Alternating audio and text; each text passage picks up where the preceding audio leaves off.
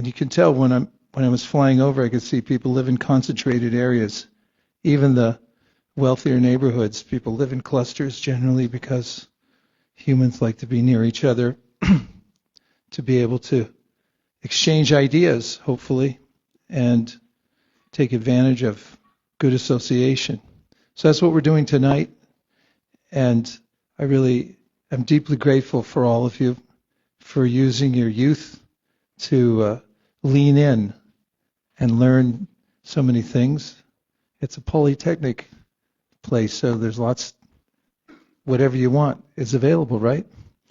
And of course, previous ages, there was probably an equal, if not more, emphasis on philosophy, spirituality. And nowadays, there's perhaps a little bit more emphasis on vocation, or at least calculation anyway, about how's this going to work out later, rather than just immersing oneself in philosophy and thought, and then maybe even thinking about what's the purpose of life. What do you think? You'll find out I'm very interactive, so feel free to speak up at any time. It's a free room, and I'll ask for reflections at certain intervals too, which just means anything you've heard that I've said so far in whatever monologue I'm giving that seems interesting, stimulating, or useful. And then also questions. And one of the themes, or the theme of this is the power of questions. So feel free to use your power of questioning. And I'll talk about that as we go forward, but now that I broach the subject, I feel suddenly inspired to say something more. And that is, I'm an English major. I like words. I always look them up. I like to look up the etymology of words, and I'm always fascinated with punctuation. And in writing this book, I was especially thinking about this book, by the way, means the book called, that's the book, The Four Questions. I was thinking about the most powerful punctuation mark in any language. And this is the theory I put forward, that there's no punctuation mark more powerful than the question mark. Periods tell us where to stop. Commas divide thoughts, clauses, and so forth. And semicolons, well, don't use too many of them, at least my teacher said. And question marks, however, they elicit a response. For instance, if you ever maybe had a grievance and you wrote to a friend or someone else and you sent them an email. Did anybody here ever have a grievance in their life? Let's count. 1, 2, 3, 4. Just a few of you. And if you write something and then you don't get a response and then you remember later, well, I didn't really put a question mark in it. If you put one question mark in an email to someone, then they're expected to write you back. That's the power of the question mark. It pulls people in. In fact, I think of it as a hook. And rhetoricians talk about the ways in which question marks or questions themselves lead conversations. Whoever's asking the questions is leading the conversation, has that power. Also talking about the very word question. What strikes you about the word question? I'm going to see if it strikes you the same way it did me when I started thinking about the word itself.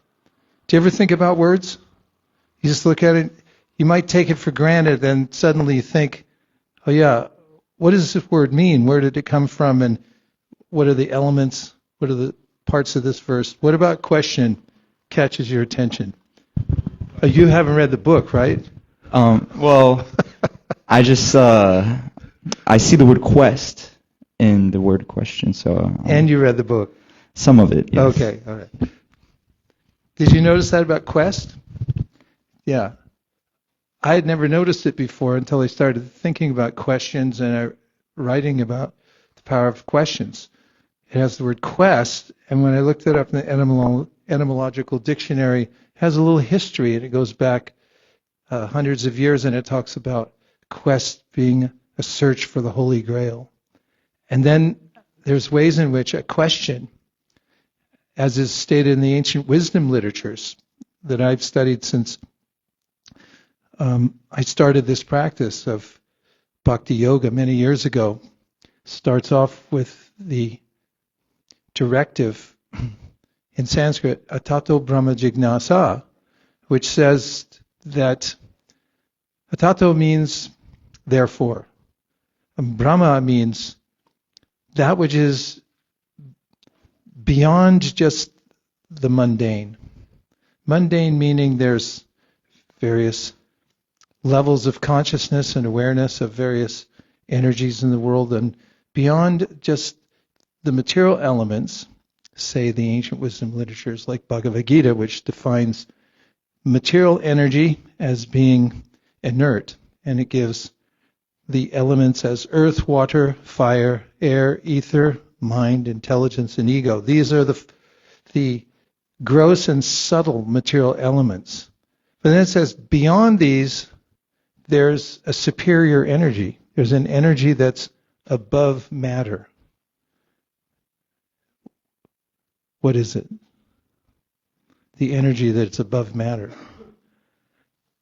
Just looking for one word, and it ends in ness, and it starts with a C. What is your name? Peter? Aiden. Aiden. Yeah. And 20 points was the word. for Aiden. Can you say it again? Consciousness. Consciousness is the word. Thank you very much, Aiden. Consciousness is categorically different from the material elements.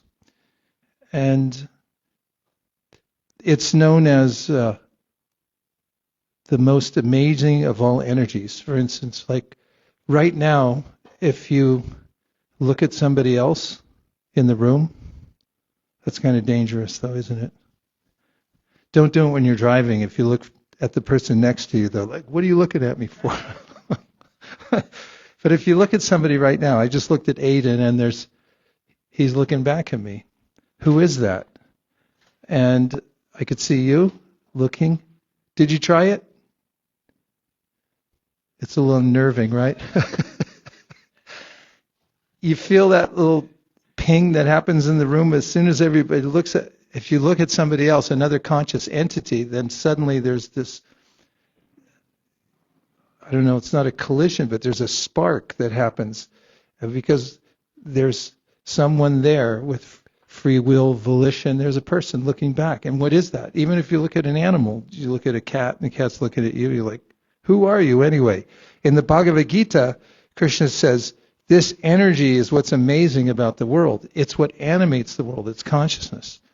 So atato brahma jignasa means now you've come to this, what they call in the ancient Sanskrit literatures, this vehicle, the human body. It's specifically meant for evolving one's consciousness. It's meant to, we're meant to refine ourselves, refine the consciousness, become more aware of not only our own self, but the source of our selves. And so, atato brahma, Brahma means, what is that?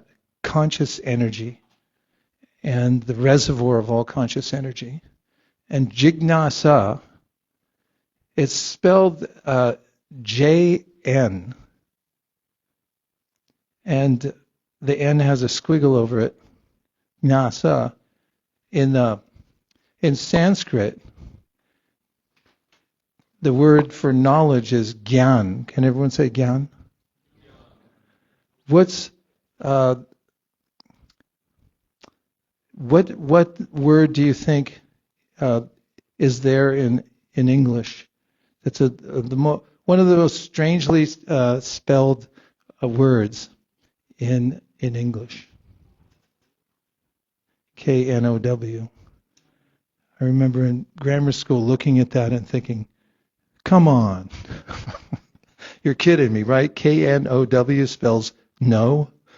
It's cognate with gyan in Sanskrit. And so there's this knowingness that one has, the conscious beings have. So atata brahma jignasa means that now, in order to come to a higher level of consciousness, now you have the opportunity to ask something more than those questions that relate only to the plane of matter. Atata brahma jignasa. Now, in fact, now is the time to inquire. So question marks we'll talk about just a little bit more in a minute. But since this is a spiritual program, we can start off with an invocation to experiment with sound vibration, which is another aspect of the ancient teachings of the Bhagavad Gita. How does one have access to consciousness? Well, they say through sound vibration. How is that reasonable that we could see a plane beyond what we normally see, the spectrum we're able to see with our eyes or hear with our ears, through sound? Can anybody think of an example where we use sound in technology to see things that we normally can't see? X-ray. Does that use sound? It is a vibration. Very good, thank you. X-ray, we'll take it. 20 points. Ultrasound is, it has the word sound in it. Thank you. Oceanographers, they teach oceanography here. There's an ocean nearby. How about sonar, right? There are various ways in which, just through sound vibration, you can see something that you normally can't see. In fact, the iconic image of a doctor, someone wearing a stethoscope. You can put a stethoscope around your neck and walk around. Everyone say, "Oh, you're a doctor, right?" And just by hearing the harmonics within the heart, a doctor can understand, what is the situation in the heart. So the ancient wisdom literatures teach that one of the ways in which to see that which is beyond, that which is above or meta-physical, is through sound vibration. And one of the sound vibrations, or the way that sound vibration is packaged and made available, which we call spiritual sound vibration or transcendental sound vibration, is through the mantra. In Sanskrit, man means mind, and tra means to deliver or to lift it above the mire of just being absorbed in one lower spectrum of awareness. What do you think so far? I'll take a few reflections, and then maybe we can try some chanting of mantra, and then we can talk more about the 4 questions. Yes? One thing that I was curious about is you mentioned that of the physical elements, I think you said intelligence was one of them. Yeah.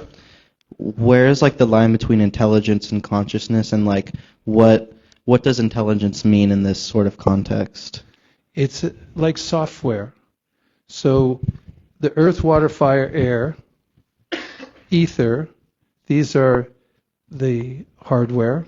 Mind, intelligence, and ego are also counted as material, but they're subtle material in the science of Sankhya, where Sankhya means to count, where these sages would count the elements, and they'd say, well, these are the divisions.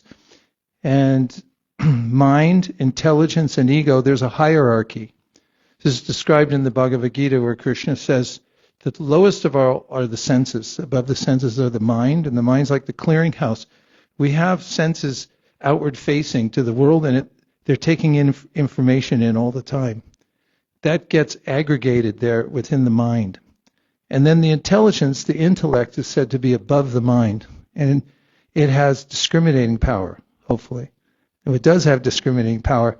And then above that is the consciousness. And ego, of course, ego just means self, like id. And there's a way in which we are entities. We are conscious individual entities, according to the Bhagavad Gita. But our nexus to the material world, to the material energy, sort of like a virtual reality machine, where you have a connecting point between the consciousness and the material world. That's the ego. So it's like the mediation. Yeah. Does that explain a little bit of intelligence? So it's not the self, it's not consciousness, but they are instruments through which the conscious entity interfaces with the material world. If that doesn't sound too theoretical. That makes sense. Okay. Two more. Yes.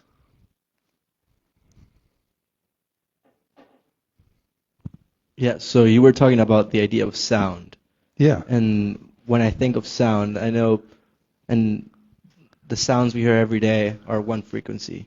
And then you talk about that other frequency of the mantra. What does the frequency we live in with the sounds we're exposed to affect us? And how does the mantra affect us? Such good questions.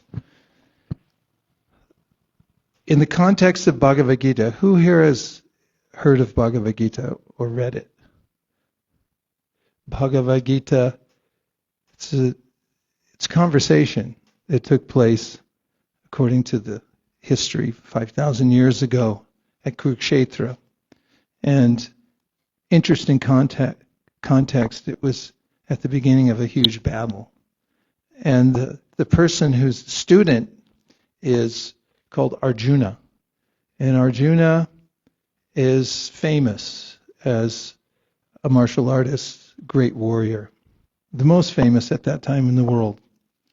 And his chariot driver becomes his teacher. The chariot driver is named Krishna. There was a movie made about this. The way I think of time nowadays, it's out the window, but it was probably 10 years ago.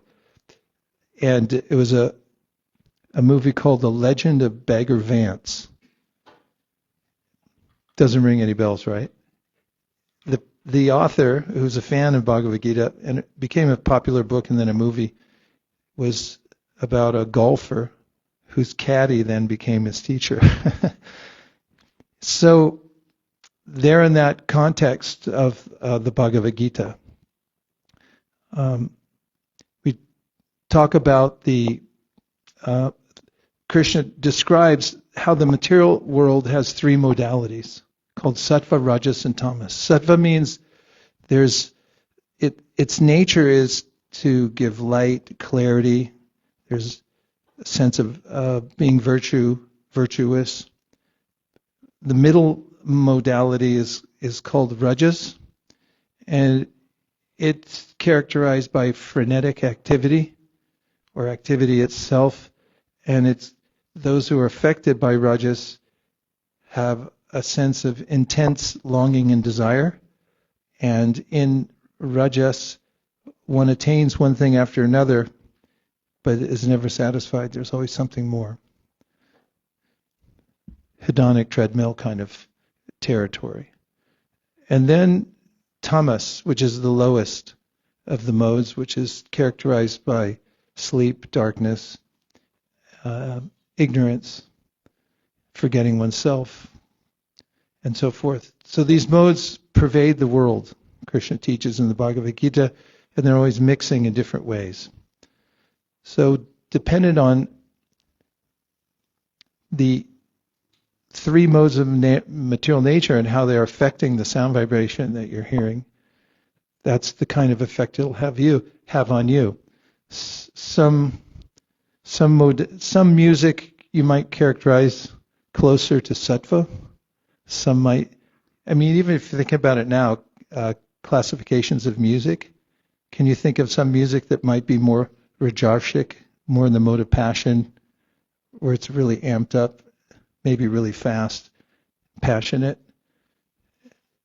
Does it make you feel different? I mean, do you study to that? Maybe some people do. Or sometimes there's music that might be more towards sattva. What do you think that would be like? Maybe more cerebral and calming. And then tamasic music. I'm sure we could find some right now if we turn on the internet. My point is not to identify music per se, but just to point out that in the Bhagavad Gita, Krishna says everything in the material world is affected by the three modalities, by the three modes of material nature. So the kind of sound we hear, it comes from somebody who's in rajas that affects us with that same feeling. And that goes for pretty much everything in this world. Food, there's food that's in goodness, in passion, or rajas, and in ignorance, and so forth. So this sound vibration and there's different kinds of sound also. For instance, there's struck sound. But that pushed some air and it hit your eardrum, and then it moved the nerve that sends an impulse to your brain, and then you felt some vibration from the air hitting your eardrum, right? Say yes. Okay. So interesting to me, there's what's also called unstruck sound, and there are sound vibrations that aren't physical, but they're at a very subtle level within our own mind, and they're vibrating there. You want me to prove it? Say yes. There's a recording studio in Minneapolis, Minnesota, and many big artists go there to record things. And since they had a little extra money lying around, they decided to make a studio nearby that's devoid of sound. Have you ever been in a place that has no sound? Sound is measured in decibels. There are negative decibels in that room. They made it so there's no sound whatsoever. I was writing about this because I'm writing another book about mantra, and two investigative reporters who went to this no sound studio both reported, although they're not connected to one another, they both reported that it is the, wait for it, loudest place on earth. And that most people can't, although it's $75 to go in the room, most people don't stay in there more than 5 minutes. They want out right away. And the reporters describe how when they went in there, their auditory sense was pronounced. So pronounced that they became disoriented. They heard, there was auditory hallucination, the way they describe it. And the way the ancient Vedas describe it is, the sounds that we hear, that we take in, they are recorded. They're there just like in a cloud. I mean, I'm talking about digital cloud. What other kind of cloud is there nowadays, right? So digital cloud, and it's all the information is already there. The sound is there. And when you turn off all external sound, then that internal sound becomes amplified and we become fully aware of it. And it's a cacophony, and it's deafening. So there's sound outside us and there's sound inside us. And the Vedas say that the quality of the sound we hear, and of course getting to your question, how is something transcendental sound? Well, as described in the Bhagavad Gita, every realm is defined by its sound vibration, the quality of its sound vibration. And there's a ancient mantra, Om Bhur-Bhuva-Swaha Tat-Savitur, etc. And in it, it describes how in the universe there are various realms that are defined by the sound vibration there. And they become more subtle. But beyond the material universe, there's also sound vibration. in the non-material universe. And that sound vibration gets imported through kind of a zip file. And that's what a mantra is. Do we still use zip files? Still. A little icon, you click on it, you think, oh, that looks pretty simple and innocent. And next thing you know, it opens up into sheets and sheets of information or other kinds of algorithms which might open up into a series of events and so forth, right? Yeah. So a mantra is like that.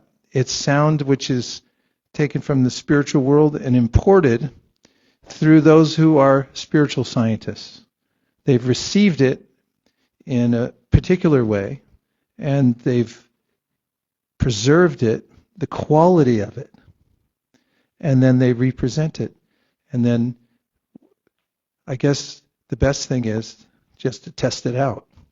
And that's one of the ways in which the ancient sages would meditate, is they use mantra. Mantra they repeat over and over again because the mind tends to run away in meditation.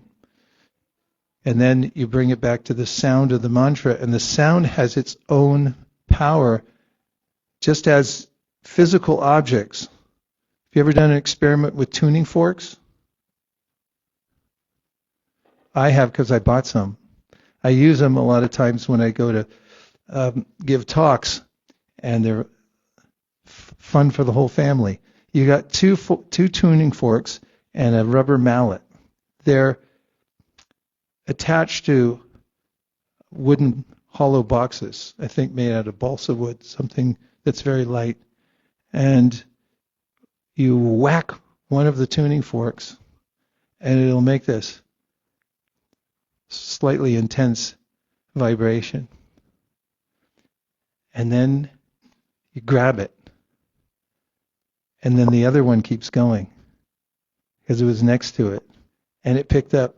This is a principle called excitation, that a body with higher energy in association with a body of lower energy transfers its energy to that body of lower energy, which then becomes lifted to the level of the other object. And this is one of the ideas of mantra meditation. You're introducing a kind of energy that is uplifting. Mantra. Tra means triate, means to lift you up above the mire of the mind. If you've ever found the mind has a tendency to mire itself in, what is it? What does the mind mire itself in, would you say? Have you had any experience with being mired? Ego, yeah, ego can happen. What else? Starts with a W, ends with a Y. Got 2 R's. Worry for 20 points. Yeah, worry, ego, anything else? Fear. One of the cousin brothers of worry. I mean, there's so many things. Yeah? What else? Anger. Yeah, the mind can become overwhelmed. So there's a way in which through the mantra, the sound of the mantra, it lifts the mind above the mire of anger, fear, worry, and so forth. What do you think? Sounds theoretical, right? Well, my friend, who is a professor at Utah State University, was telling me, philosophy without access is useless. You can philosophize on something, but unless you have a way to enter into it, why even talk about it? What do you think?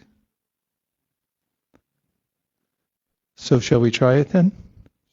Okay, so one of the ways that mantra works is in a group, fortunately, because we have a group together here today, and there is a call and response. So in the mantra meditation, one person will sing the mantra out loud, and then everyone else listens, and then you can repeat the mantra. I don't need any instruments yet because I'm going to try it just a cappella. Do you like a cappella? We'll use our hands for a little struck sound to keep a beat. If you know how to keep a beat, then clap along. If you don't, just feel it in your heart.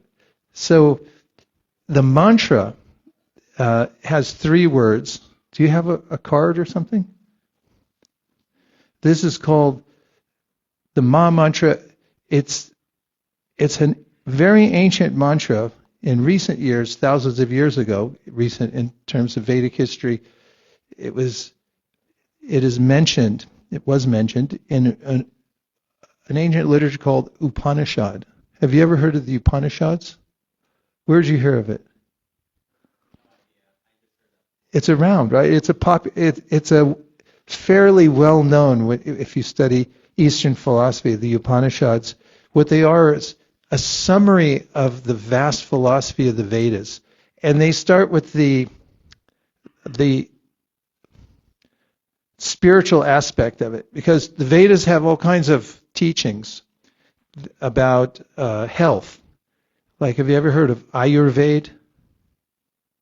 Ayurveda is how to balance the life airs in your body so you don't fall ill. And Ayur means duration of life.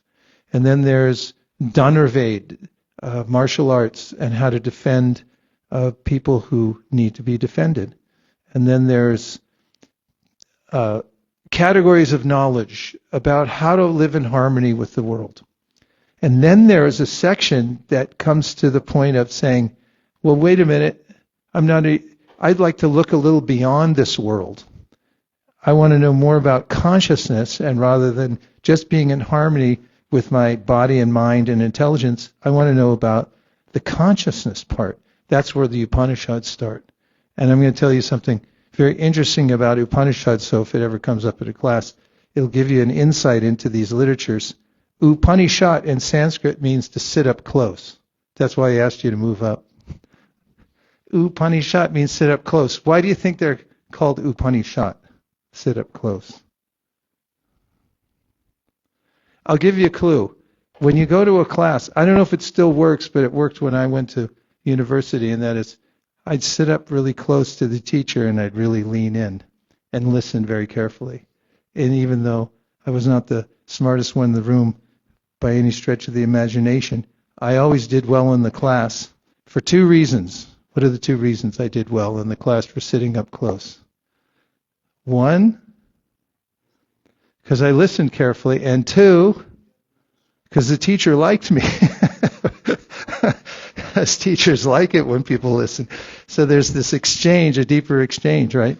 So Upanishad means to sit up close and listen, because you want to know, like, what's the meaning of life? That's the idea in the Upanishad. So in this ancient literature called the Kali Santarana Upanishad, this mantra is listed, and it said, in the modern age, which we're in now, according to their chronology, in the modern age, by using this mantra, this sound mantra, you'll be able to elevate your consciousness so that you can overcome all the obstacles of the age. Are there any special obstacles in the age that we're in right now that you face for just being happy? Okay, what are they? Who said yes? Okay. Any obstacles? Social media, you could put that under a wide category of distraction, right? It's addictive, it's distracting. You could fritter away like 5 minutes, right? Is that an underestimate? Look at those little bars at the end of the week. And someone just said the other day, she calculated and she said, I'm using 4 months of my year just looking at so that's possible. Technology can distract us in different ways. Any other distractions? Fear, yeah. And I mean, there's so much information about what could happen to us next and so forth, we could feel fearful. So Kali Santarana Upanishad said, by chanting this mantra, you can rise above the obstacles that you have in this present age. The foremost of which, apparently, is the internet. According to us here tonight. So what we'll do, what I'll do, and then you can do if you like, I'm going to sing the mantra out loud. More like chant it. And then when you hear it, then you can repeat it back as a group. What do you think? Okay. If you had safety belts, I'd tell you to put them on. We're going on a little journey. And we'll go to a beat of 1, 2, 3. So this is a little visceral. You can include this.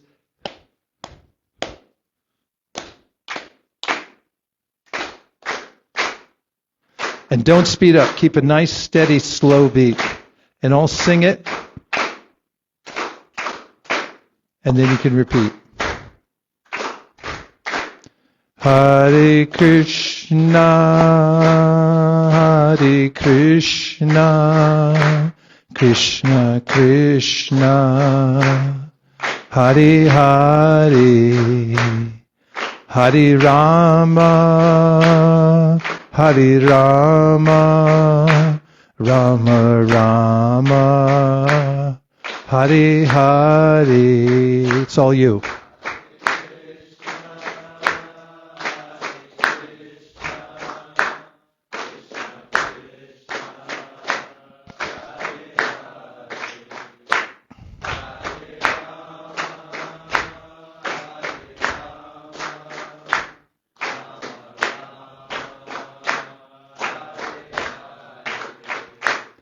Hare Krishna, Hare Krishna, Krishna Krishna, Hare Hare, Hare Rama, Hare Rama, Rama Rama, Hare Hare.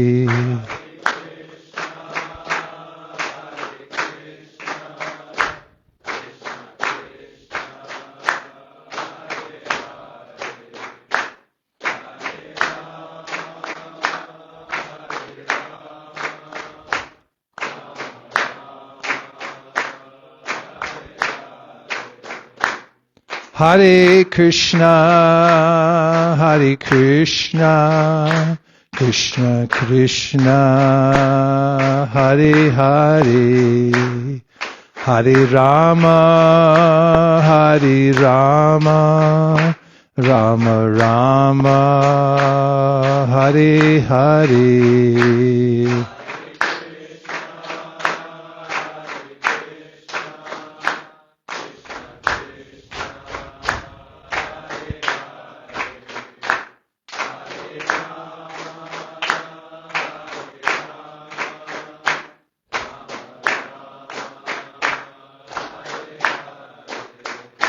Hare Krishna, Hare Krishna, Krishna Krishna, Hare Hare, Hare Rama, Hare Rama, Rama Rama, Hare Hare.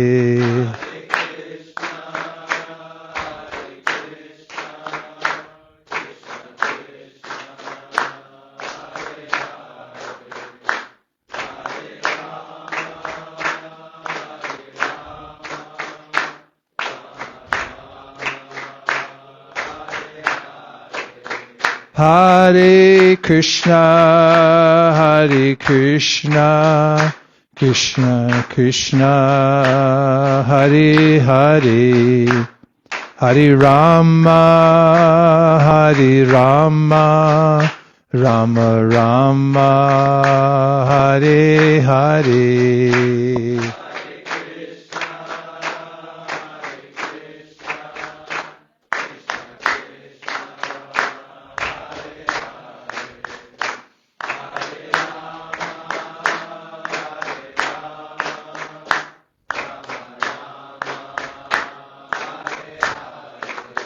Hare Krishna, Hare Krishna, Krishna Krishna, Hare Hare, Hare Rama, Hare Rama, Rama Rama, Hare Hare.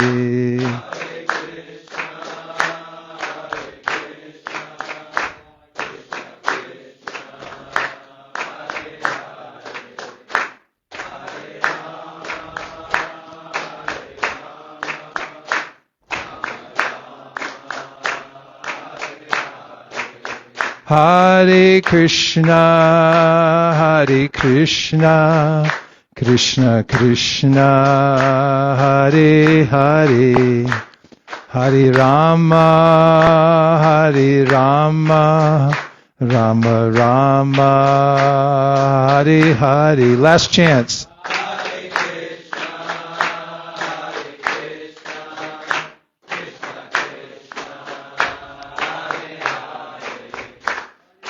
Rama, Hare Rama, Rama Rama, Hare Hare. Okay, now just close your eyes for a minute. And vibration, the sound vibration, pervades the room. It's hard to say exactly what it is. But you can feel a little energy, the principal excitation, the energy of the mantra.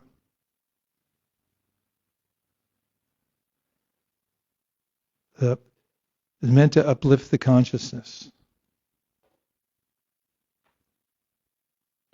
And just take a moment to be aware that you're breathing. You might not have noticed that a minute ago.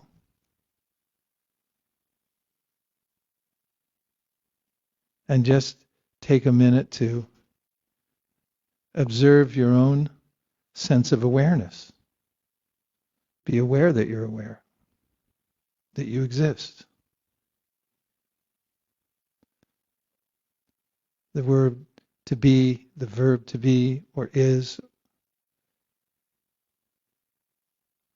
at its root means that which remains. When all other things pass by us and everything in this world does, including our physical bodies, our mental bodies, we remain, the conscious entity within the body, and then there's a source of our consciousness. And when we're chanting the mantra, it's yoga, or a state of connection to the original source of our consciousness that's always there. It's all pervading, always with us. But we become otherwise engaged and outwardly looking. Through the mantra, we become inward facing, and we can realize our existential situation and also our connection to Source. All right, we can come back into the room.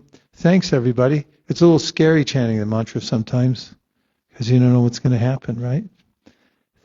I was just in Japan a couple weeks ago with my friend Elon Chester. He's famous in Venezuela. He's a musician, and he's a great musician. He brings his synthesizer, and we do concerts around Japan. And he'll play his synthesizer. We have a few other people to come with us. We have a few other instruments here, but I just wanted to show how simple it is to do the mantra. All you need is, you don't even have to clap your hands if you don't want to, but it's kind of fun, right? Keeps the beat.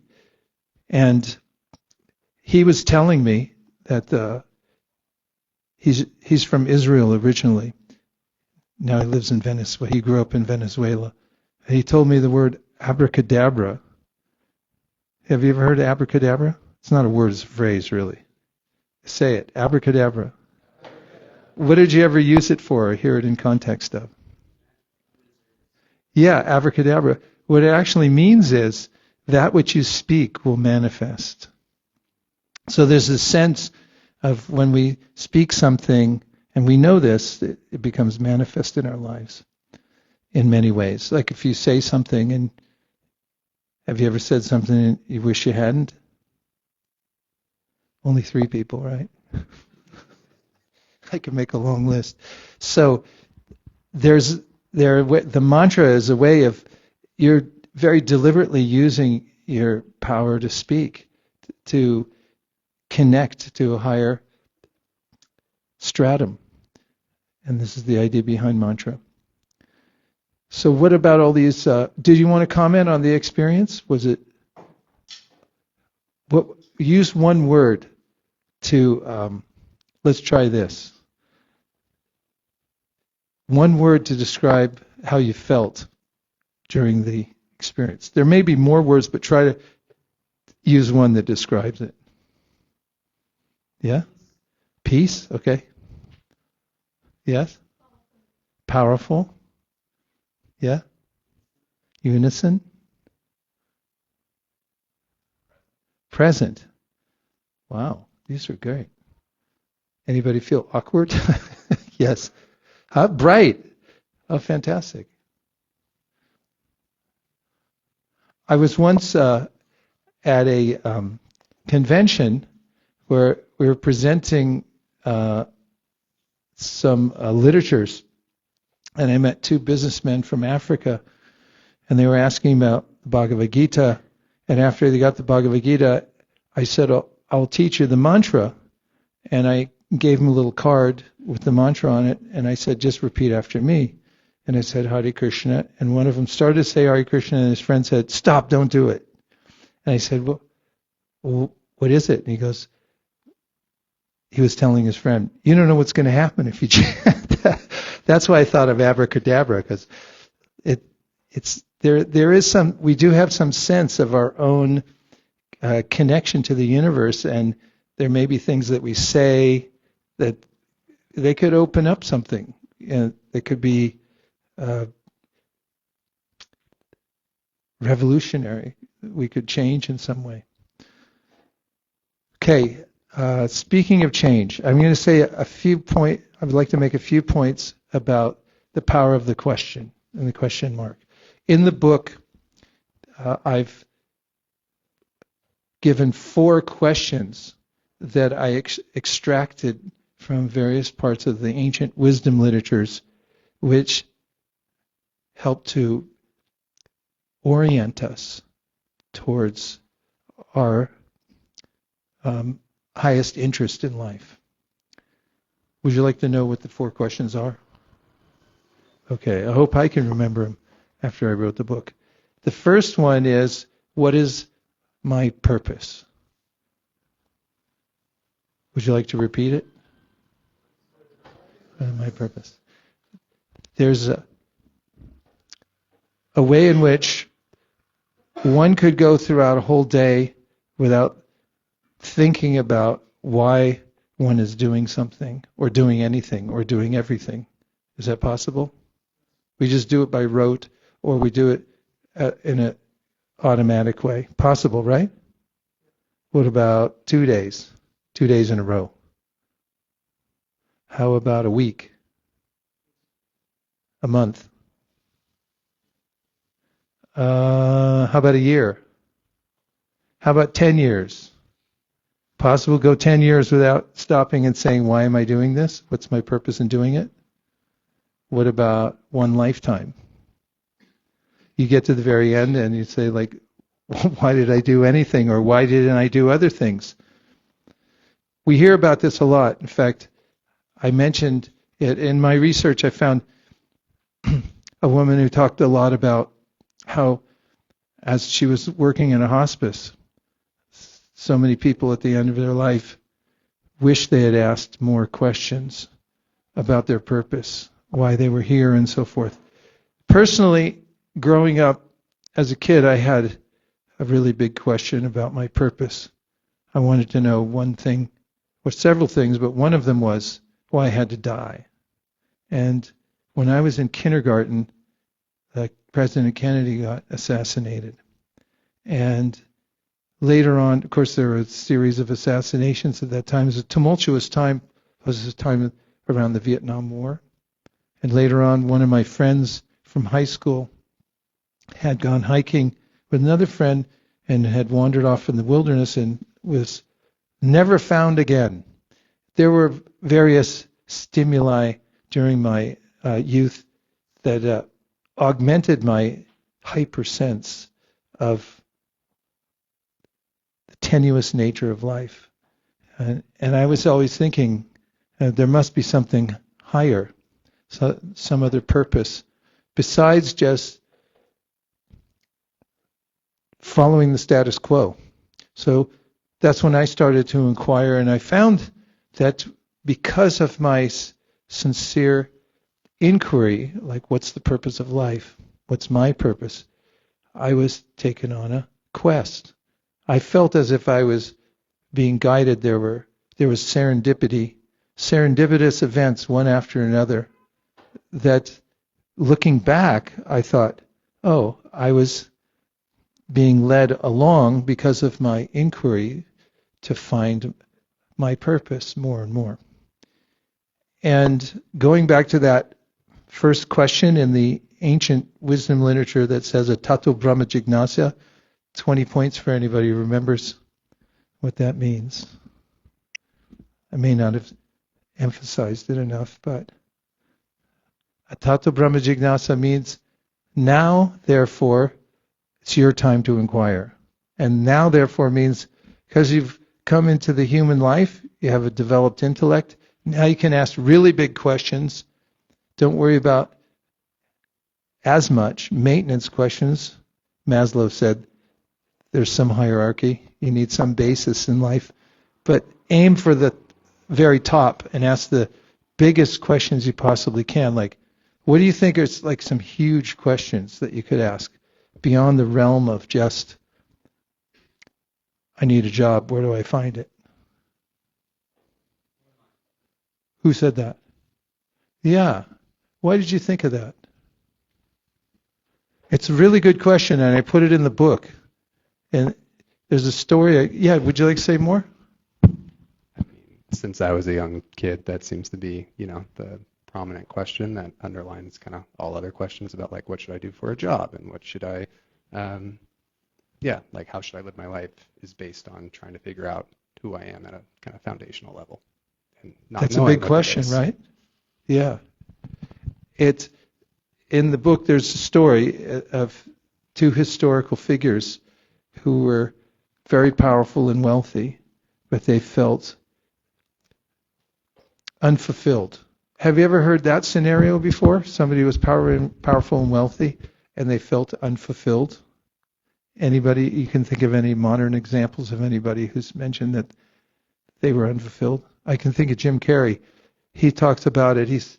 There's some quote from him, and he says, "I hope that everybody can get exactly what they want and what they're desiring, so they can see that's not where it's at." And then I heard from the boxer Mike Tyson. In an interview, he said, the best 3 years of my life was when I was sent to prison. And the interviewer said, but wait a minute, you were making $30 million per appearance. And he said, I just wanted to give it away because I didn't know who I was until it was all stripped away from me and I had time to start over and start thinking, who am I really? What's the real purpose of my life? It's a foundational point. And in the book, these very wealthy and influential brothers named Rupa and Sanatan had met their spiritual teacher.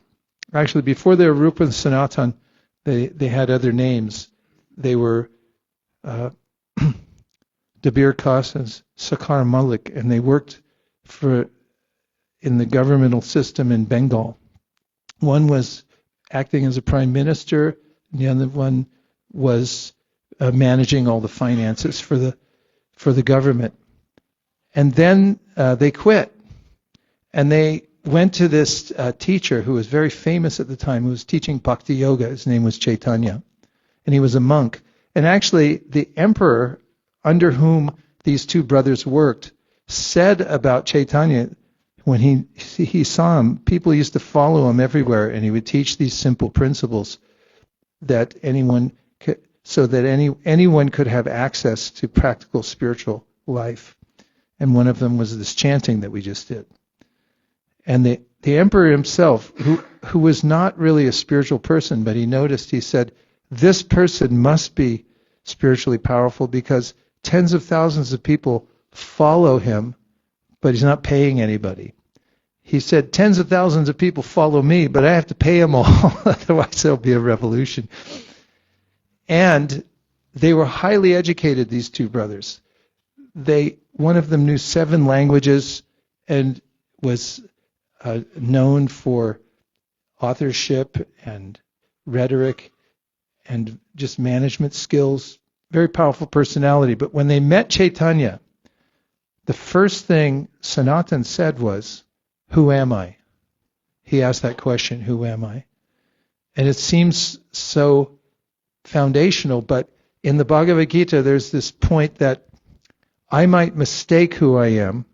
For instance, who here is American, would you say? And then the Bhagavad Gita, who here is under 70 years old? I just squeaked under. So he would say, wrong. Actually, that's not your age, and that's not your identity. You're neither American nor are you under 70 years age. You're something that's beyond the body. You've missed actually your real identity. And so, in a very practical way, this question, what is my purpose, going back to understanding, well, why am I here in the first place, is energizing. An exercise that I did during the pandemic when it first started was I sat down with a legal pad and I put on the top of the page what are my priorities. And I just started writing, and I took days and days and then weeks and weeks to write out all my priorities and then reorder them. Have you ever tried that? How did it feel?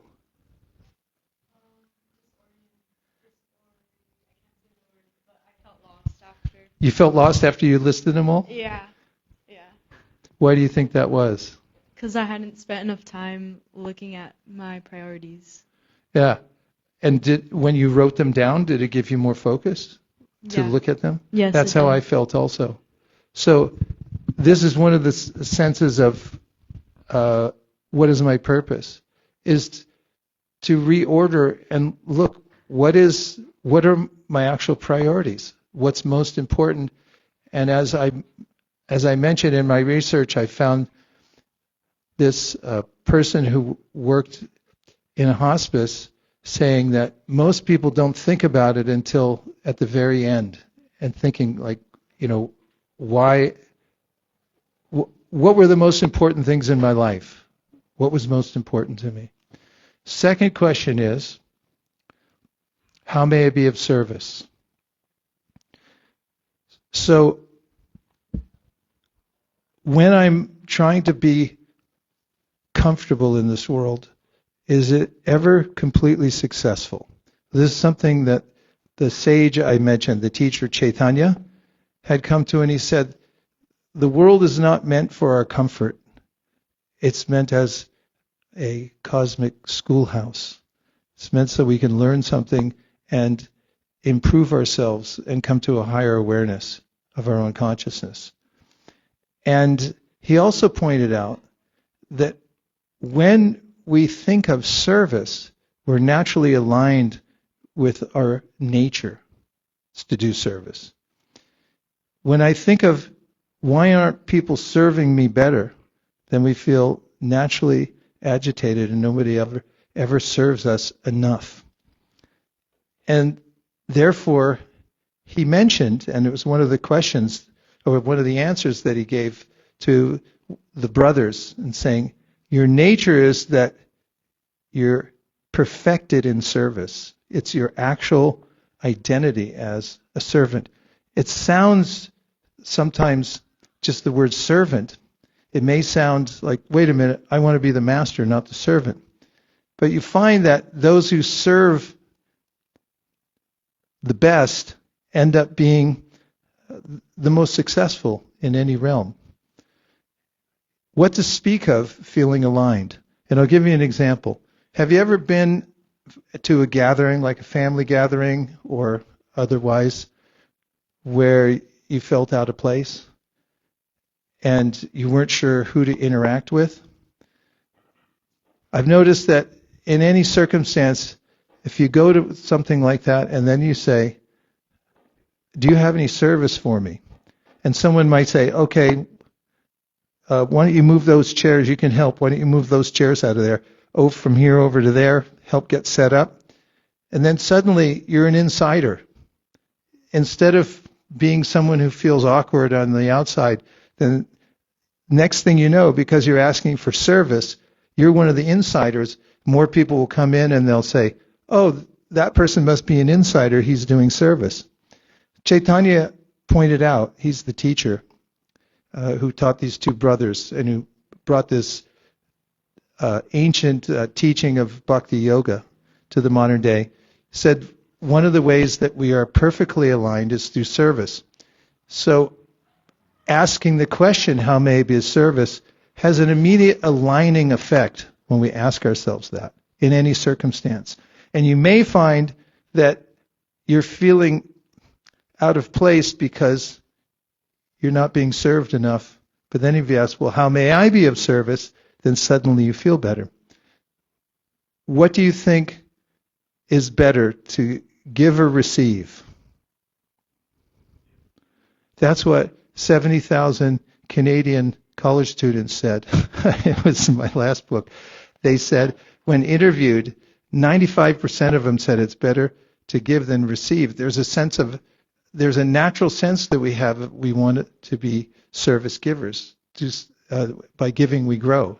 It's counterintuitive, but this is one of the teachings of the Bhagavad Gita, that by giving you actually become a bigger person by serving.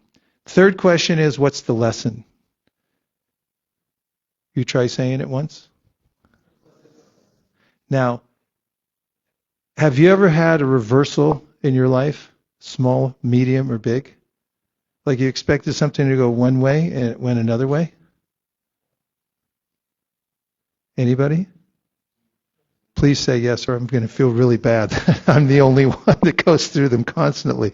So there's a way in which these reversals, or any circumstance in life, there's a lesson in it. There's a lesson inside it. And one place where I can give you an illustration of this is from a commencement speech that Steve Jobs gave at Stanford some years ago. And he talked about the most consequential inflection points in his life, and they were all times at which he had been involved in some kind of reversal. So one of them was that he had formed a company. Do you remember which one it was? Apple, right? Yeah, Apple.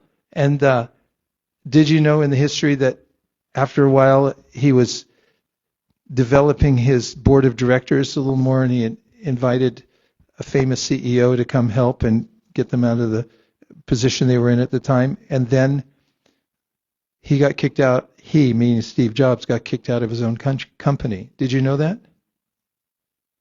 Yeah, it happened. And he said at the time it was the most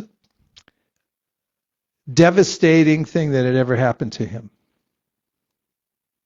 And then he thought, well, why did I do it in the first place? He was looking for the lesson. And he said, I didn't do it to make money or to be famous. I did it because I wanted to be creative. And actually, he went to Reed College up in Oregon. And the reason that he got into it in the first place, he thought, these computers are boring. Why can't they do calligraphy? That was his first creative attempt. And of course, it turned into something. He said, why don't I start over and do what is most important to me? There was a lesson within the reversal. And another time in his life that seemed devastating was when he got a diagnosis that was fatal. In other words, the doctor told him, you only have a few months left. What you have is defined by get your papers in order because you're not going to be here in 3 months. And then it turned out a few days later that it was a misdiagnosis. Not a misdiagnosis, but it was a rarer form of the thing they thought he had that meant that he could survive for a lot longer, and he did. But he said within those few days, there was such a powerful lesson about his life that he then changed his perspective on everything. And I heard on NPR many years ago a music critic who said, I was a snob, and I criticized many different musicians and orchestras, and then she had a near-death experience, and she said, now even elevator music sounds good to me. Change of perspective. There's a lesson within everything. So there's a way in which when something happens, the default mode can be, why me? Why do I deserve this? But if you form the discipline of saying, what's the lesson? And thinking there's something in this to learn, then suddenly you're given a opportunity to take a fruit which will sustain you for the rest of your life in one way or another. And the last question is, are you ready? Can I have a drum roll?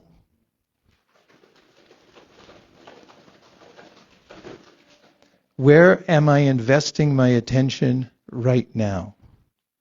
We can only be in one place, and that's now. In any given time, we're always in the same place. We're always in the present moment. And why do I say, where am I investing my awareness? Because in the Bhagavad Gita, Krishna talks about how whatever we contemplate in this world, we go there. Where attention goes, energy flows.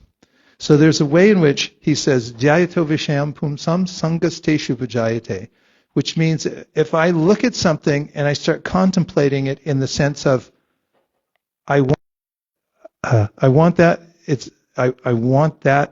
thing, I want to keep it, I want to control it, I want to have it. So then you form a connection to it mentally and psychically. It becomes a sangha, or you're connected to it now.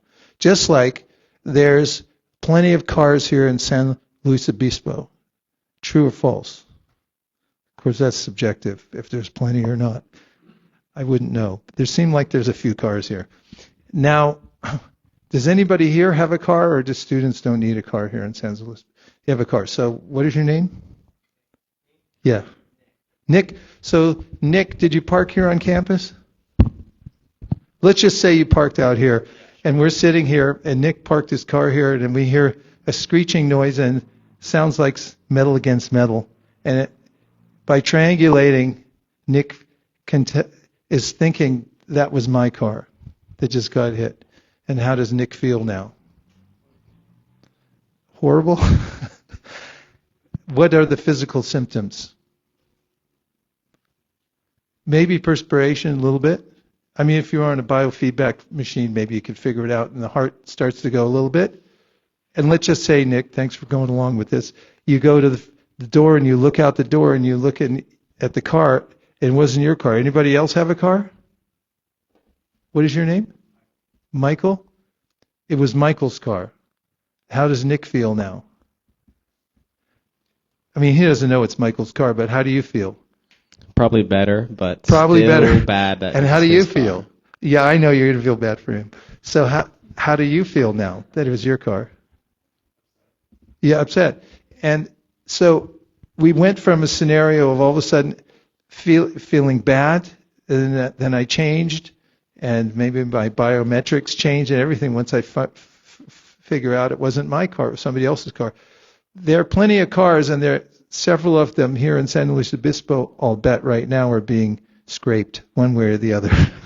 But we don't mind, or we're not, literally we don't mind because our minds aren't connected to it. So whatever we connect our consciousness to, whatever we say, I'm investing in this, or I'm saying that whatever we concentrate on, that's what we're investing in. And the most powerful asset that any of us have is our attention.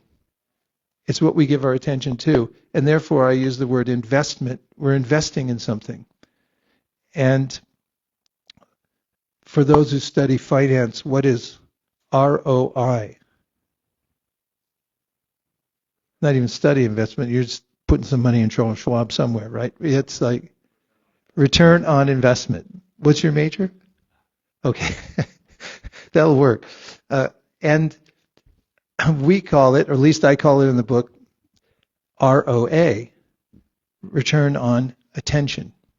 Wherever we place our attention, that's what's going to come back to us. So where are we investing our attention at any given moment? And if we ask that question, we can overcome the way the mind becomes wantonly or randomly connected to many different objects in this world that don't give us much satisfaction. Can anybody think of a place where you could invest your attention for half an hour and you would get a very poor return? The news. Yeah, the 24-hour news cycle. Now, I hate to tell in the old days stories, but I'm old. I'm 67 years old. So when I was a kid, children, there were two news stations, and one of them was Huntley Brinkley, and you had to walk across the room to change the channel, so barely anybody ever did. And the news was on for half an hour a day. That's it. Can you imagine? That was it, half an hour a day. And nowadays, how much is it on?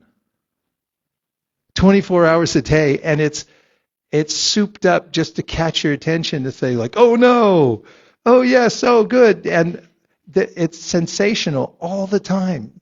And when we invest in that, what I think of it, nowadays people know, processed food and food-like substances that you eat, eventually it catches up to you, right?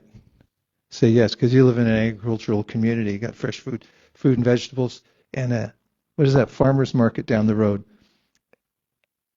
Giving our attention to worthless objects or objects that have no nutritional value for our minds and souls.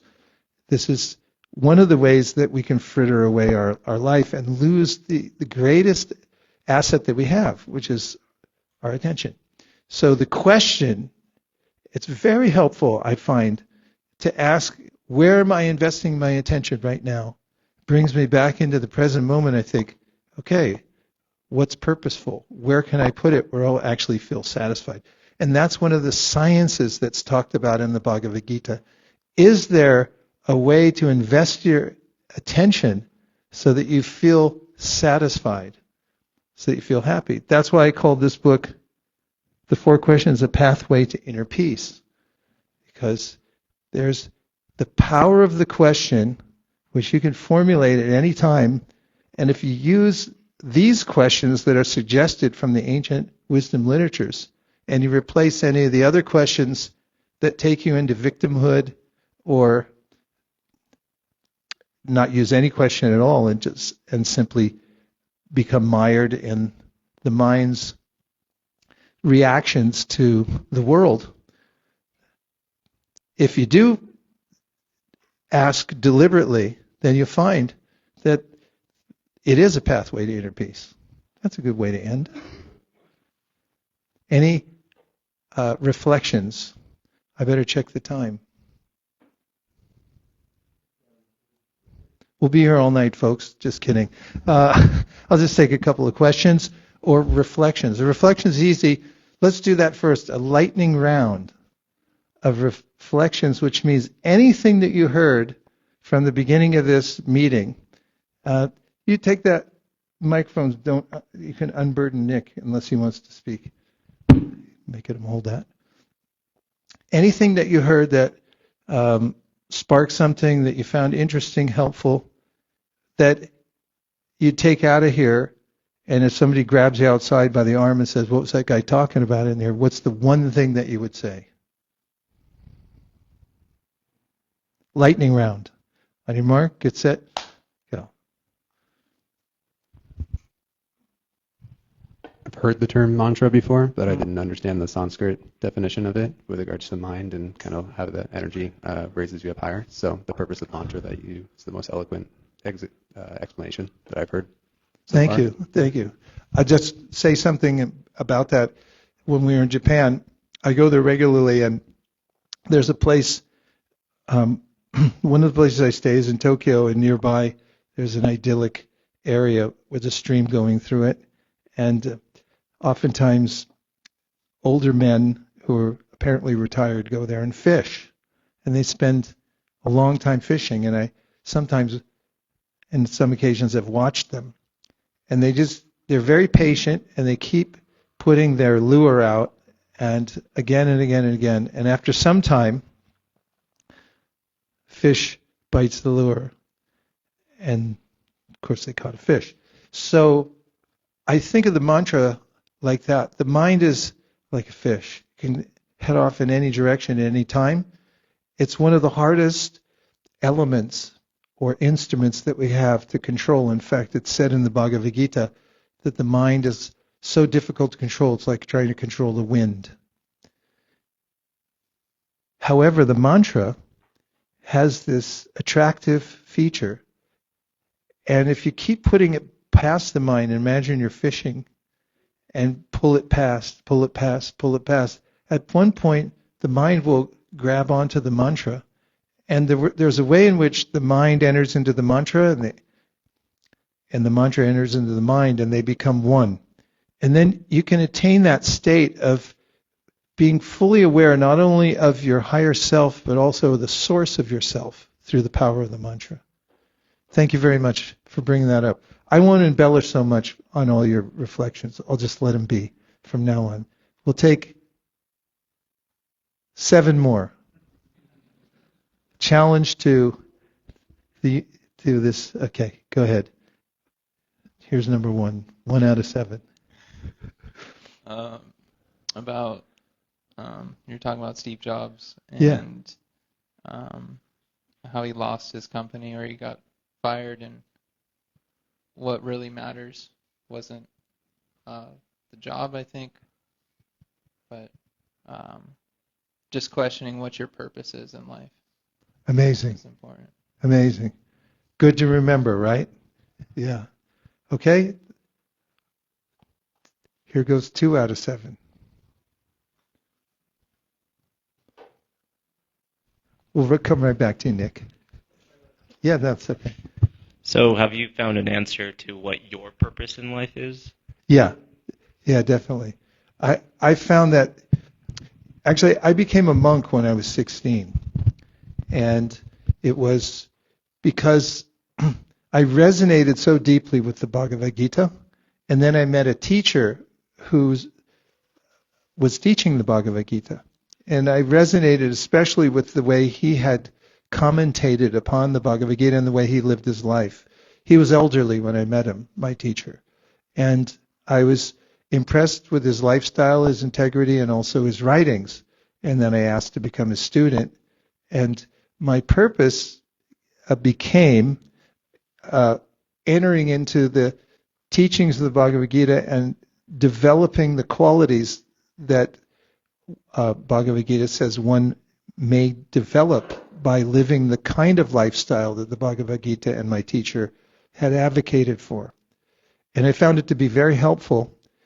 I lived in an ashram or a monastery for 13 years, from the time I was 16 to the time I was 29. And I found it invaluable in my life. At 29, I also entered into the world. I have a wife.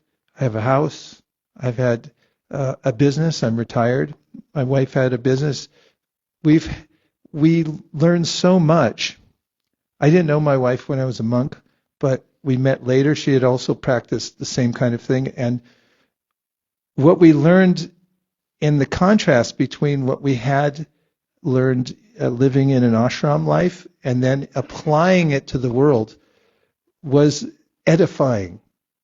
And life has, my life, despite like everybody else's life having various ups and downs, has been a fulfilling experience.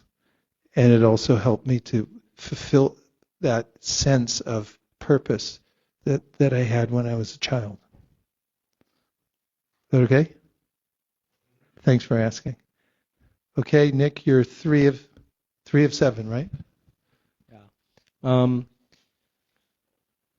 I think I like ask myself questions similar to these questions like frequently. I ask myself like questions like that a lot, but I find that it's hard to like do things. It's more like I don't know what to do. What this might be like an unanswerable question, but what do you think? Is there anything that you would suggest people like do in their lives in a more like tangible way, other than like just ask questions? I recommend having a morning spiritual routine. There's an admonition: never shop when you're hungry. Have you ever heard that? I've heard it too, and once I found myself shopping, and I looked at the cart and I thought, it's too much stuff, and then I thought, you're hungry, that's why it's... And in the same way, when we go out into the world, when we don't have some sense of fulfillment inwardly, then there's a way that we reach out in maybe the wrong places, invest our attention in maybe the wrong places as well.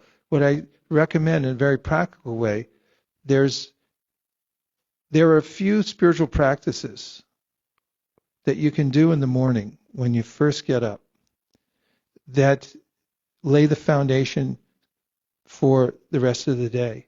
And if you can do it, and it doesn't mean it has to be extensive or you have to be late for school or anything like that, you can start with a minuscule practice. But if you start it in the morning time before you start your day, and I recommend the mantra. If you do a little mantra meditation early in the morning, and I also recommend fortifying your intellect with a wisdom literature. I especially recommend the Bhagavad Gita because it's universal, it's non-sectarian, and it's something that satisfies the intelligence. It doesn't. It's not amorphous. It's very systematic and spiritually scientific. So if you can get up and then have it already set up so that you have these couple of things that you do before you go on to other things, and even if it only takes you 5 minutes, you'll notice the difference, and it's something that you can try out. Okay? What do you do, or do you have any like specific First thing recommendations? is, right when I wake up, as soon as I open my eyes, there's a few mantras that I say. And then when I put my feet on the ground, then I say a few, I express my gratitude to a few people, starting with my teacher and some other people who are really close to me. I'd like to start with gratitude. And then I make my bed.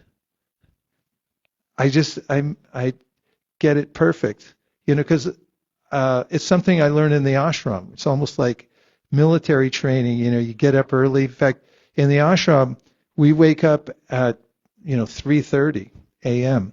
and start our day like that. And I still get up early. It's still part of my life. So I make my bed, then I drink some water, warm water, some physical things to stay healthy, take a shower, and then I do my chanting and I do my reading in the morning. And having a routine like that, in fact, I always recommend set it up the night before, because you're not the same person in the morning that you were at night. And I remember when I was a kid, when my parents would take us on vacation. I grew up in the Bay Area, and a lot of times we'd drive to Mexico. We'd jump in our VW microbus, and off we'd go down into Mexico. And my father would have us clean the whole house before we'd leave. And as a kid, I was thinking, we're leaving, why clean the house? But when we get back, we walk in the door, and I think, who cleaned the house? Thanks to whoever did that. So I like to set up everything at night, just the way I'm going to do it in the morning, so that the mind doesn't get the best of me and go off into some unproductive territory. And if I can get my foundation laid early in this first thing, then I have this awareness of it throughout the whole day. And hearing the Bhagavad Gita helps me deal with the world in a more enlightened way, where I would have felt, who said anger earlier? Anger, he said, it gets, it's short-circuited because I'm already looking from a different perspective. So those are some of the things that I do in the morning. Okay, thank you for the questions. This is you're 4 of 7. So I have 2 questions. Number one, just where is Where is this spiritual oasis in the Bay? I would love to come visit. I'm from the Bay as well. You're from the Bay. What part? I'm from San Carlos. Oh, San Carlos. I live in Burlingame. Yeah. I could throw an avocado from my house in it. Hell yeah. Where is the spiritual oasis place? It's it's on Latham Street. Okay. It's 1965 Latham Street. And we also have, like a whole online community. Actually, we had been developing it before the pandemic, and when the pandemic started, saying, no more fiddling around with it, we got to launch it now, and it's called Bhakti Community. And we have hundreds of people who join us. We have programs, online. And then, so please come see us, and we'll maybe get your number, and I'll make sure that I can come when you're there. You just walk through the door? Yeah. You walk through the door. There's some days to come that are better than others. Mm-hmm. And also, there are events all around the Bay Area that are happening. We have on Fridays, we have this program called Mantra Zone, where, we have it in a special place. And he can give you information to connect. Cool. Love I to have one you. more question. Yeah.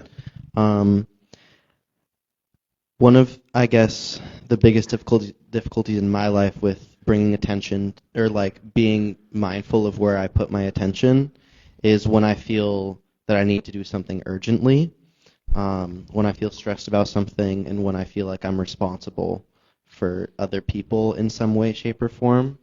And I was wondering if you have any advice about how to continue to be mindful while still completing things that need to get done. I do. I have my own mantra in English that I use for myself all the time, and that is, be methodical, but be dispassionate. And this is one of the pieces of advice that Krishna gives in the Bhagavad Gita. Do your duty, be dutiful, and don't worry about, and if you give your sincere best effort, you don't worry about the ups or the downs. You do everything you can. So I call that being methodical, do everything you can, but dispassionate. Don't get personally involved. And I'll give you a metaphor that Krishna uses in the Bhagavad Gita that really helps me too. In fact, I have a little logo. It's called Live Like a Lotus. And it's got a picture of a lotus flower. And the interesting thing about a lotus is called Padmaja. In Sanskrit, ja means to be born, and Padma means mud. So lotus is born out of the mud. I see them all the time in Osaka, Japan. There's a botanical garden there that has more lotuses than anywhere. Have you been there? Oh, fantastic. Oh, the summertime. It's really humid and hot, but it's worth it to go there. You go to Japan regularly. First time. Fantastic. Well, if you watch the lotuses, you'll notice that even though they're in the water, they're impervious to it in the sense that the water won't adhere. It runs right off.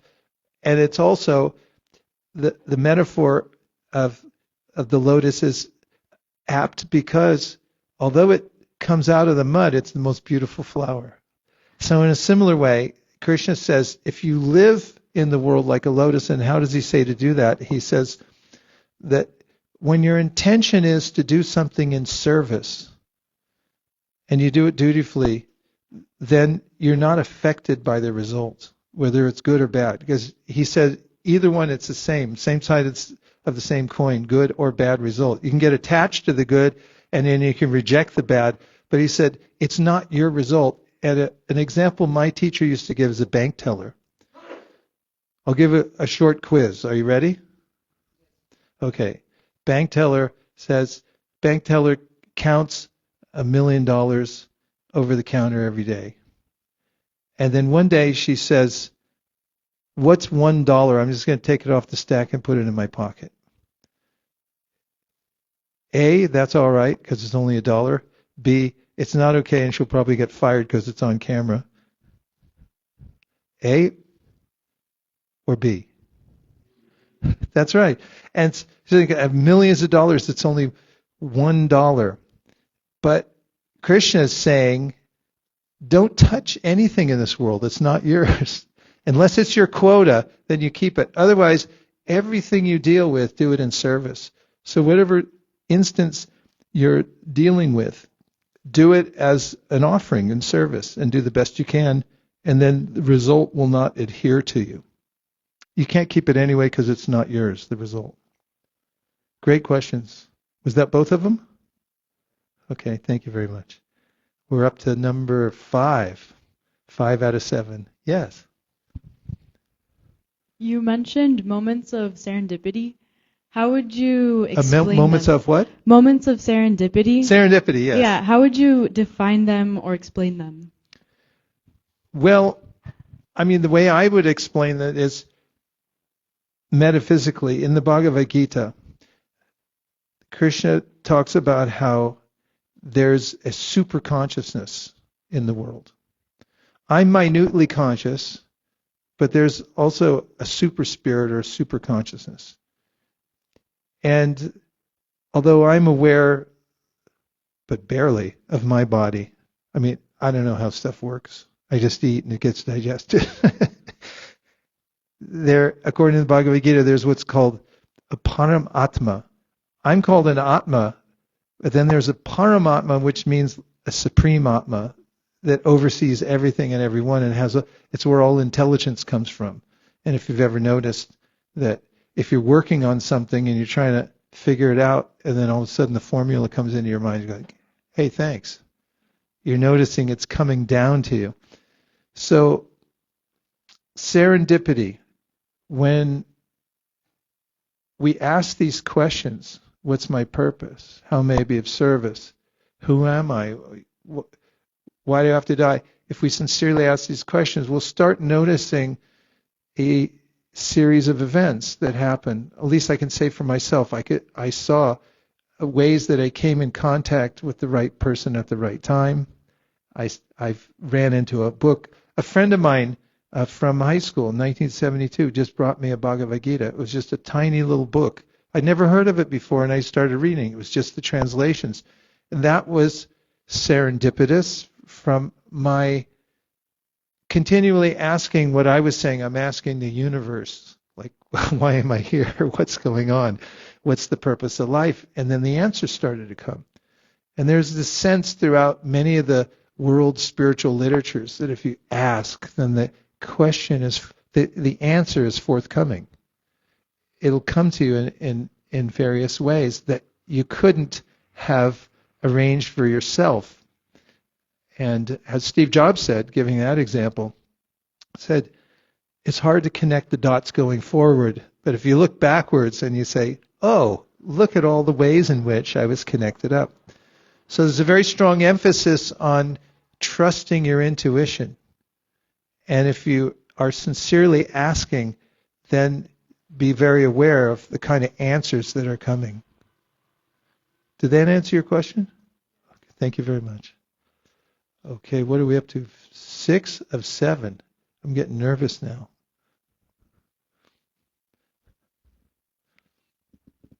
Thank you. You've talked a lot about different mantras, how they have specific powers. I was wondering, what's the difference between different mantras? Where do they get that power from, and where can we find these mantras?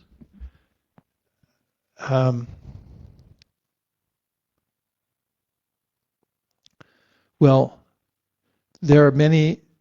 Well, first of all, just say that the mantra we were chanting is a mantra called the Maha Mantra. In a sense, it's an omnibus mantra. And there's another wisdom literature that's kind of a postgraduate study to the Bhagavad Gita. In the Bhagavad Gita, Krishna talks about how one should, as I said, live like a lotus and find the essence of life. Don't ask for those types of benedictions that you can't handle. And the hint or a clue is a material desire is a desire that can never be fulfilled by definition, because we're not material, we're spiritual.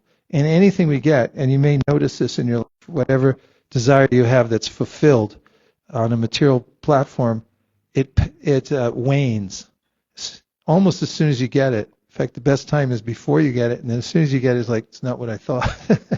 And then after a while, it's like, I hate this thing. So the Bhagavad Gita, the Srimad Bhagavatam, the spiritual teachings say try for that which is beyond matter. Don't use mantras that are going to get you in more trouble than you are now. And so there's so many mantras in the ancient Vedas, and they're specifically to fulfill some material desire. So I want this, I want that. It was a song that I remember from the 60s. Oh Lord, won't you buy me a color TV? Janis Joplin. She sang a song about asking for material things. And everyone sort of has this sense like, yeah, that's boring, it's been done. Ask for something that's much bigger than that. So the idea of this mantra is unconditional love and service. The mantra itself, Hare, is a call out to the Supreme Goddess. Because the deity in the Bhagavad Gita is male and female together. And Hare means the Supreme Mother, the Supreme Goddess. You say Hare, it's in the vocative form, so you're just saying, like people say, oh my God, oh my God, oh my God. It's like, oh, oh, oh. And then Krishna means the one whose qualities attract everyone and fulfill all desires. And Rama means the highest spiritual pleasure. So everything's packed into the mantra with the idea that you don't have to go anywhere else. How's it invested? Well, in spiritual science, the idea is there's no difference between the mantra and the deity that the mantra is naming. The name and the named are the same. Whereas in this world, if I say apple, apple, apple, I'm not going to taste an apple. But the spiritual mantra, like this mantra, the Maha Mantra, when you say the mantra, you're actually directly connected to the personality. And this mantra says it's a source mantra. We have an original conscious source from whom everything else emanates, and you're addressing from that position. So the power comes from the person that the mantra names. There's a lot more to be said about that. It's a really good question. There's a whole chapter in the Srimad Bhagavatam that says, how can a material ear and tongue create a sound vibration that's spiritual? Right? Like, no doubt it's going through the airwaves, so like how are you distinguishing one from another? And then it goes back, it's because there is an original conscious source who's synchronizing all the energies in the world. Just what I was talking about in response to your question. The idea is very theistic in the sense that there is a purpose to the universe, there is a person who's aware of everything that we do and who's completely benevolent and who's all accommodating. So that original source can transform material into spiritual because ultimately everything is spiritual. Even if you take material things and you use them spiritually, they become spiritualized. Just like if you take an iron rod and you put it in fire and you leave it long enough, it turns to fire. So same thing, anything we have in this world, nothing's forbidden, nothing has to be shunned, but if everything's used in service to our original divine conscious source, then it also becomes spiritualized. And it's the same with sound vibration as well.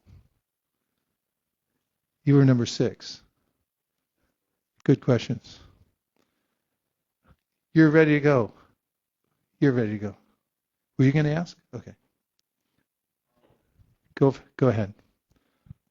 No, I'm thinking of the tuning fork. Yeah. Of the 2 tuning forks. How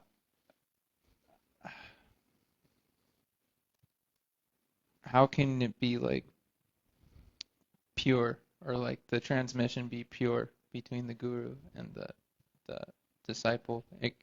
Can it get messed up? Anything could get messed up.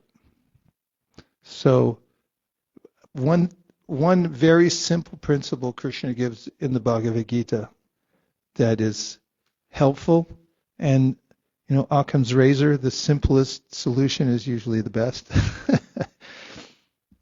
is that if you're sincere, that's ironclad. What is sincerity? Now that's an interesting question too. That you don't have any ulterior motive in approaching a teacher. You really want the truth.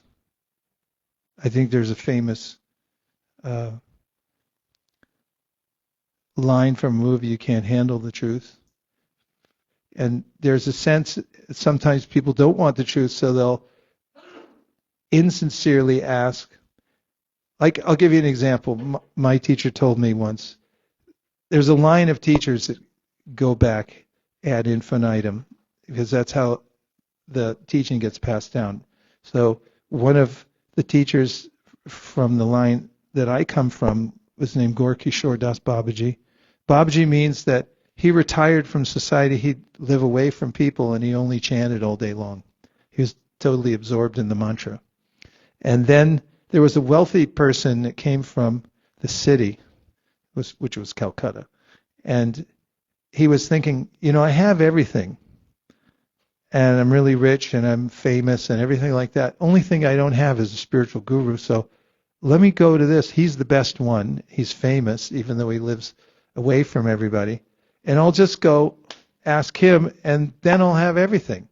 And so he went to this wealthy merchant, and he went and he asked Gorkishore. He said, I want to submit myself as your student. And Gorkishore was very aware of this person's motive. And the wealthy man said, "Yeah, and I'll give you whatever you like too, as a payment." And he was thinking, what could he want? He lives out in the forest here, and maybe I'll build him a little house or whatever. It'll be no big deal. So then Gorkishore said, "Yes, I'll accept you, only under one condition." He said, "What is that?" He said, "You don't go home. You stay here with me and chant." And the man fled. Because he was insincere. He didn't really want that, to ask the teacher that thing. And so what Krishna says in the Bhagavad Gita is sincerity is ironclad. If you ask sincerely, and that I mentioned that in the book, you have to ask with the right attitude, that I really want to know, or I really want a teacher, and I'm ready for it. I want to know the truth. And if you ask like that, then the universe is self-aligning. So sincerity, if you can find a drop of it somewhere, it's the most valuable of all substances. Even if you had a little vial this big, it would be more than, I would just say, there's this place in Old Delhi called Chandi Chowk that I used to go to because you could get these essential oils. And some of them, they're so expensive. Just for a tiny little bottle like this, not that I bought them, but they were $20,000. And I thought, if you go there and ask the merchant, you say, "I don't want any of those. All I want is one drop of sincerity." He can't give it to you. It has to come from you. It has to come from your own heart. It's the most valuable thing. And if you have that and you make the inquiry, then everything will align.